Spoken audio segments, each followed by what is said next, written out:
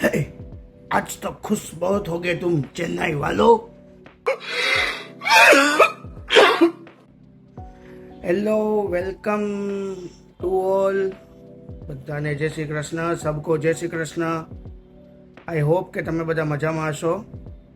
આજે થોડોક અવાજ નહીં નીકળે કારણ કે મુંબઈ ઇન્ડિયન્સ કાલે એનો મેચ હારી ગઈ છે. સીએસકે વાलों ने मुंबई इंडियंस की धज्जियां उड़ा दी, धज्जियां. सो ये तो क्या ही मैं बोलूं. लेकिन बात करें कि हम इस वीडियो में आज के मैच की जो है गुजरात और आरसीबी के बीच में.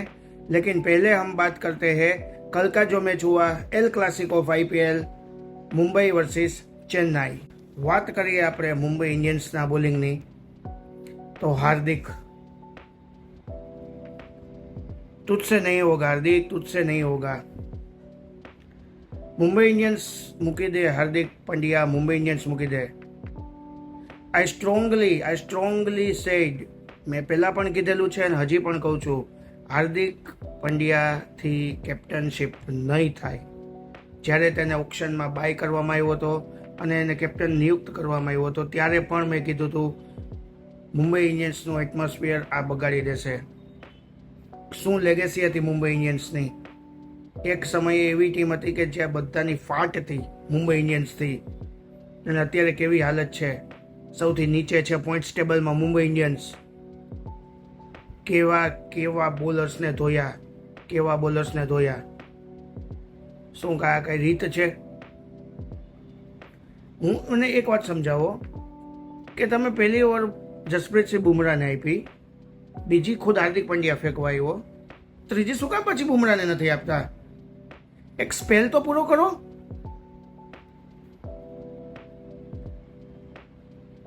બોલવા જેવું કંઈ નથી રાખ્યું હાર્દિક પંડ્યાએ. વેરી ડિપ્રેસ્ડ આઈ એમ.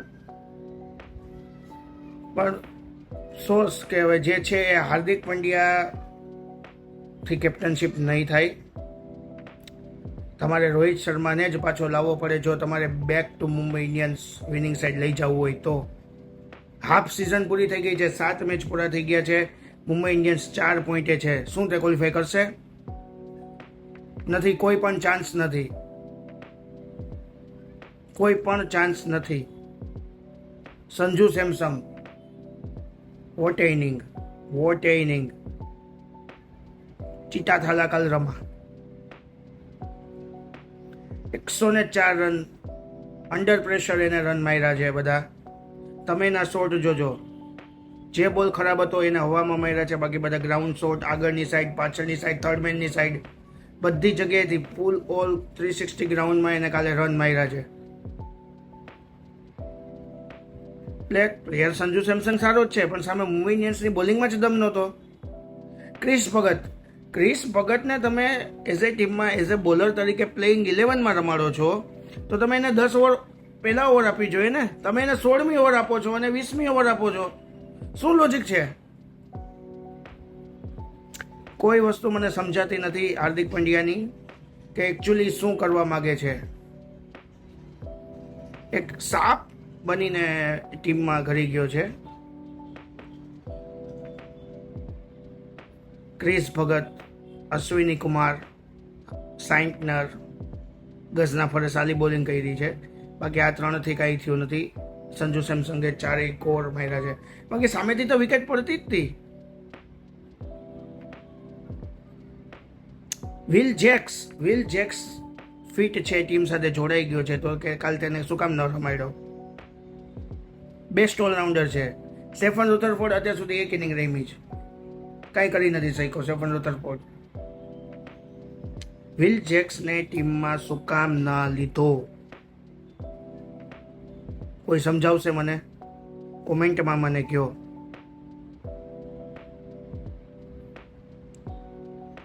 આવી હાલત થઈ ગઈ છે મુંબઈ ઇન્ડિયન્સની. બોલવા માટે આજના વિડીયોમાં મારી પાસે કાંઈ છે નહીં. એક જણો મને કહેતો હતો કે મુંબઈને ટ્રોલ ના કરતો, પણ શું ટ્રોલ ના કરીએ તો શું કરવું? શું હતું કાલના મેચમાં? શું કર્યું મુંબઈ ઇન્ડિયન્સ વાળાએ? Batting collapse.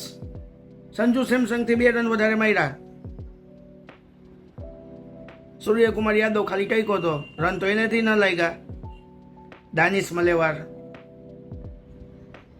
એના કરતા તો રિકલ્ટન સારો જ હતો.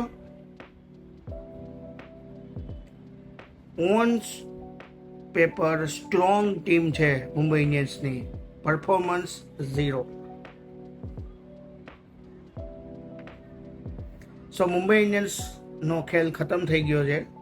સીએસકે વાળાએ કાલે એની ધજ્જિયા ઉડી નડી નાખી છે. અને સીએસકેની બોલિંગ અકીલ હુસૈન, નવો ટ્રેન્ડ ચાલુ કર્યો છે અકીલ હુસૈન અને નૂર અહેમદે આ ટાઈપનો, પણ બરોબર જ છે મુંબઈ ઇન્ડિયન્સ વાળા માટે તો આ જ કરવું જોઈએ. હું તો આનાથી વધારે પણ બોલવું જોઈએ, પણ હવે આ પબ્લિકલી વિડીયો છે એટલે જાજુ કાંઈ બોલાય એમ નથી. But good bowling by Akeal Hosein and Noor Ahmad. જોવો જો તમે, અકીલ હુસૈને 4 ઓવરમાં 4 વિકેટ, નૂર 2 વિકેટ. અને બેટિંગમાં તો મેં તમને કીધું સંજુ સેમસંગ જુઓ તમે, 360 બધી જગ્યાએથી એને રન માર્યા છે. સો ચેન્નાઈ આવી ગઈ છે પોઈન્ટ ટેબલમાં 5મા નંબરે. જેને રિયલી કમબેક કર્યું છે એના ધોની વગર. ધોની પણ કાલના મેચમાં નહોતો. પબ્લિક ખોટે ખોટો હાઈપ ઊભો કરી રહી છે કે આજે ધોની રમશે, આજે ધોની રમશે. બટ આઈ થિંક કે હમણાં હજી તો નહીં આવે. સામે મુંબઈ ઇન્ડિયન્સ 8મા નંબરે પોઈન્ટ ઉપર આવી ગઈ છે. આફ્ટર મેચ એક વાત તમને જણાવું, સમથિંગ તમે લોકોએ નોટિસ કરી હશે કે નહીં કરી હોય. આફ્ટર મેચ હાર્દિક પંડ્યા વાનખેડે સ્ટેડિયમની બાલ્કનીમાંથી એની ગર્લફ્રેન્ડ માહિકા શર્માને ઈશારો કરે છે કે હું તને કોલ કરીશ, તું સૂઈ જા. અરે ભાઈ, ટીમ સૂઈ ગઈ છે એનું કર તું. 8મા નંબરે ટીમ આવી ગઈ છે, કઈ રીતે ક્વોલિફાય કરશે? 3 વર્ષથી હાર્દિક પંડ્યા કેપ્ટન બન્યો છે, 3 વર્ષથી મુંબઈ ઇન્ડિયન્સની ઠોકાઈ ગઈ છે, ઠોકાઈ. Rohit Sharma as a player રમે કે ન રમે, એઝ એ કેપ્ટન તમારે જોશે. આ વાત આકાશ અંબાણી, નીતા અંબાણીએ સમજવી જ પડશે, તો જ મુંબઈ ઇન્ડિયન્સ ઉપર આવશે. ચેન્નાઈ ધીમે ધીમે આગળ વધી રહી છે. ચેન્નાઈની ટીમ ફોર્મમાં આવી ગઈ છે, એના બેટ્સમેન ફોર્મમાં આવી ગયા છે. કારણ કે Sanju Samsung one and only, બાકી કાલ ચેન્નાઈનું કોલેપ્સ હતું, બીજા કોઈ રેમ જ નથી. પણ સંજુ સેમસંગને લીધે કાલે એ લોકો આખો મેચ જીતી ગયા. બોલિંગમાં Akeal Hosein, Noor Ahmad, no look wicket. Very good bowling by Chennai. તો ચેન્નાઈ વાળો આજ તુમ હસ લો. હા, જે હકીકત છે એ તો સ્વીકારવી જ પડશે. સો ચેન્નાઈ આવી ગઈ છે પોઈન્ટ ટેબલમાં 5મા રને. મુંબઈ ઇન્ડિયન્સ આવી ગઈ છે 8મા નંબરે. મુંબઈ ઇન્ડિયન્સથી હવે કાંઈ આગળ ભેગું થશે નહીં. હવે ખોટું ટ્રોલ મુંબઈને કરવું નથી, બોલવા જેવું મારી પાસે કાંઈ છે નહીં. ફટાફટ આપણે વાત કરીએ આજના મેચની. આજનો મેચ છે ગુજરાત અને બેંગ્લોર વચ્ચે રમાવાનો છે. બેંગ્લોરમાં ચિન્ના સ્વામી સ્ટેડિયમમાં. સ્મોલ ગ્રાઉન્ડ છે. 220, 230, 240 રન તો થવા જ જોઈએ જો તમારે જીતવું હોય તો. બેંગ્લોર ઇન્ફોર્મ છે, બેંગ્લોર તો રન મારી જ દેશે. ફિલ સોલ્ટ છે, વિરાટ કોહલી છે, ટીમ ડેવિડ છે, દેવદૂત પડીકલ છે, રજત પાટીદાર છે, બધા ફૂલ ફોર્મમાં છે. સામે ગુજરાત, આની પહેલાંના વિડીયોમાં મેં કીધું હતું એમ, પહેલા 3 સાઈ સુદર્શન, શુભમન ગિલ, જોસ બટલર વહી જાય પછી બેટિંગ કરશે કોણ? પાવર પ્લે પણ એ જ રમે છે, મિડલ પણ એ જ રમે છે, ફિનિશ એ જ કરે છે.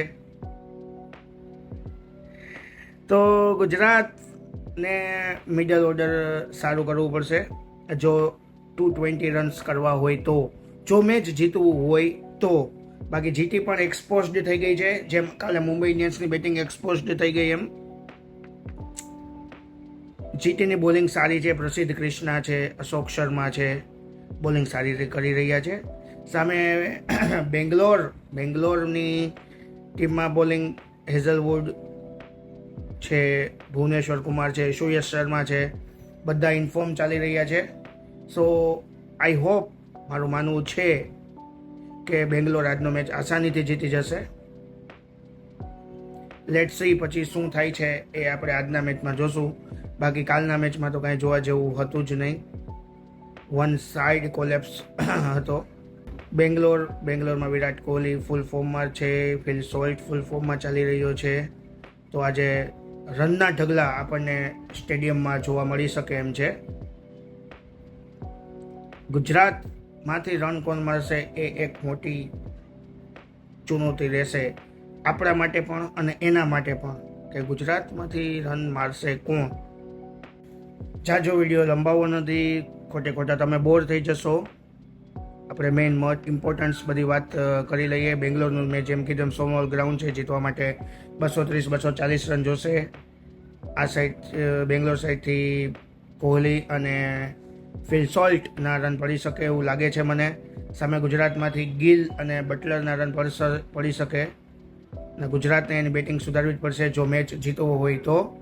બાકી મારા મત મુજબ મારું માનવું છે કે બેંગ્લોર આજનો મેચ આસાનીથી જીતી જશે. આજે આપણે એક લઈ આવ્યા છીએ લાઈવ ક્વિઝ, જેથી તમને પણ વિડીયો જોવાની મજા આવે અને કંઈક ફ્રી ગીવ અવે ગિફ્ટ પણ મળે તમને. તો ફટાફટ સ્ક્રીન ઉપર એક ફોટો આવે છે, તમારે મને કહેવાનું છે કોમેન્ટમાં કે આ કોણ છે. તો રેન્ડમલી ચૂઝ કરી કોમેન્ટમાંથી જે પણ વિનર થશે એનું નામ હું કાલે અનાઉન્સમેન્ટ કરીશ. તો અવાજ સાચી ઇન્ફો માટે, આવી પ્રાઇઝ અને ગિફ્ટ માટે તમે મને ફોલો કરી લો, મારી ચેનલને સબસ્ક્રાઈબ કરી લો અને આ વિડીયોને ફટાફટ લાઈક કરી લો. અને ચેન્નાઈવાળો આજે તમે હસી લ્યો. મુંબઈ ઇન્ડિયન્સ ફેન્સ આજ તુમ રો લો, આજ રો લો. ચાલો ફટાફટ વિડીયોને લાઈક કરી લો. મળીએ કાલે આપણે, ત્યાં સુધી બધાને બાય.